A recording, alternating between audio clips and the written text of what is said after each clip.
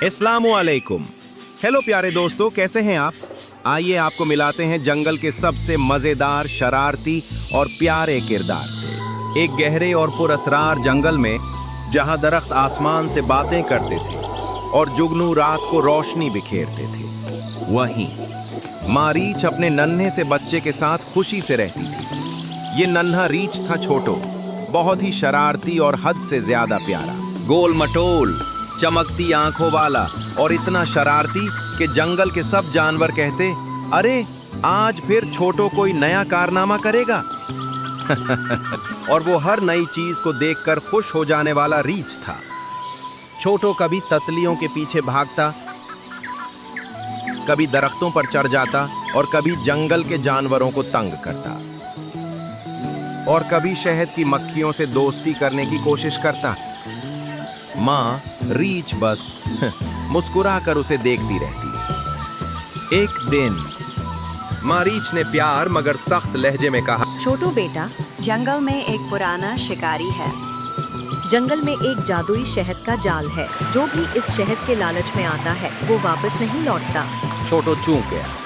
माँ बोलती रही, वो शहद इतना मीठा होता है कि अक्ल पर पर्दा डाल देता है।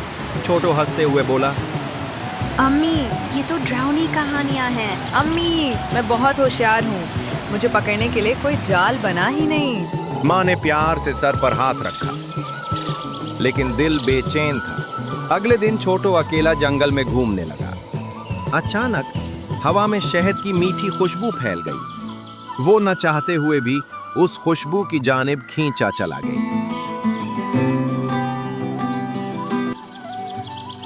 सामने एक चमकती हुई गार में सुनहरी शहद का बड़ा सा बर्तन रखा था। शहद ऐसे चमक रहा था जैसे ये शहद किसी और ही दुनिया से लाया गया हो।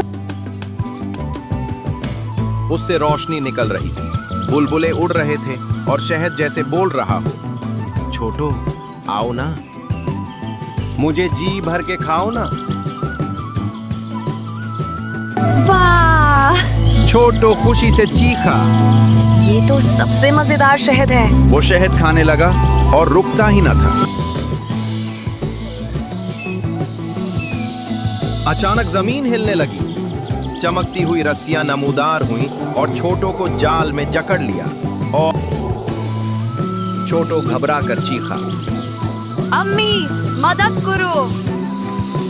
जाल जितना खींचता उतना ही सख्त हो जाता। माँ रीछ के कानों में आवाज पड़ी। वो बिजली की तरह दौड़ी।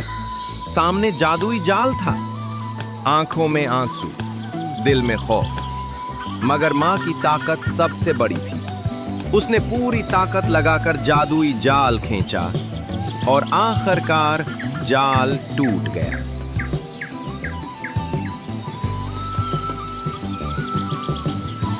छोटो माँ के गले लगकर रो पड़ा। अम्मी, मुझे माफ कर दो, मैं अब आपकी हर बात मानूंगा। मैंने आपकी बात नहीं मानी, अब मैं हमेशा आपकी बात सुनूंगा। माँ रीछ मुस्कुराई और बोली, बेटा, माँ बाप की बात सुनना ही असल होशियारी है।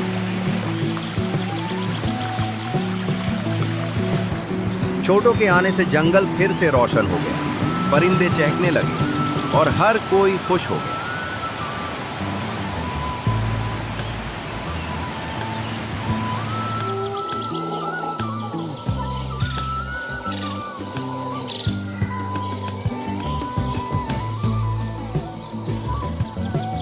आज की कहानी का सबक यह है कि माँ बाप हमेशा हमारा भला ही चाहते हैं। वीडियो पसंद आई, लाइक करें, शेयर करें और मजीद कहानियों के लिए चैनल फॉलो करें। चैनल को सब्सक्राइब करें। मिलेंगे अगली दिलचस्प कहानी के साथ। अल्लाह हाफिज।